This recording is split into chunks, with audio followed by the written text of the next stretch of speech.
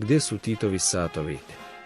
Većina se nalazi u muzejima, ali neki se vode kao nestali. Skupocjeni sat Broza ukraden je pre nekoliko godina iz Muzeja Jugoslavije u vreme dok je trajala izložba satova iz Titove kolekcije. Taj sat se pojavio na redovnoj aukciji u Hong Kongu i koja je zaustavljena, a sat vraćen u muzej po zahtevu srpskih vlasti.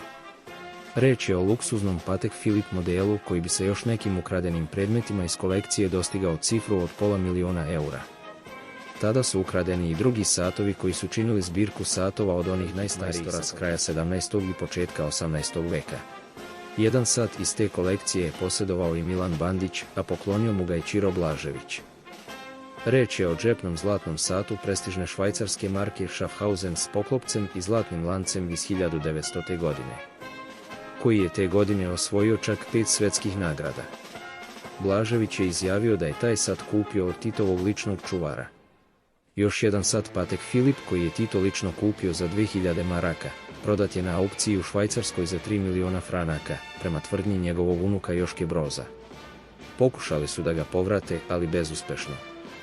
Također je potvrdio da se jedan sat nalazio kod njega. Tito je skinuo sa svoje ruke i poklonio mu kad je video da je on izgubio svoj 1971. godine. Inače poklon Richarda Nixona i vredeo je oko 20.000 maraka. Kako su nestajale Titove stvari? Pa osim direktnom krađom iz muzeja i depoa bivale su kradene i tajno. Osnov priče je da komunistički vođa ne može da ima imovinu, a samim tim ni da ostavi nasljeđe. Trebalo je da se predstavi da su bili bez ičega, a to je onda služilo kao pokriće za pljačku svega. Puške, sablje, nakit, umetničke slike, ordenje nestajali su bez traga. Pokradene Brozove stvari su najčešće odlazile van granica Srbije i u stranim zemljama prodavane su na crno. Pokojna Jovanka Broz je izjavila advokatu da je nakon Titove smrti nekoliko komisija prolazilo kroz kuću u kojoj je stanovala i svaki put je posle njihove posjete ostajalo sve manje i manje stvari. Na kraju nije ostalo ništa. Reč je o darovima koje je Broz dobijao kao državnik, pa su i evidentirani kao društveno dobro, a tako su i završile.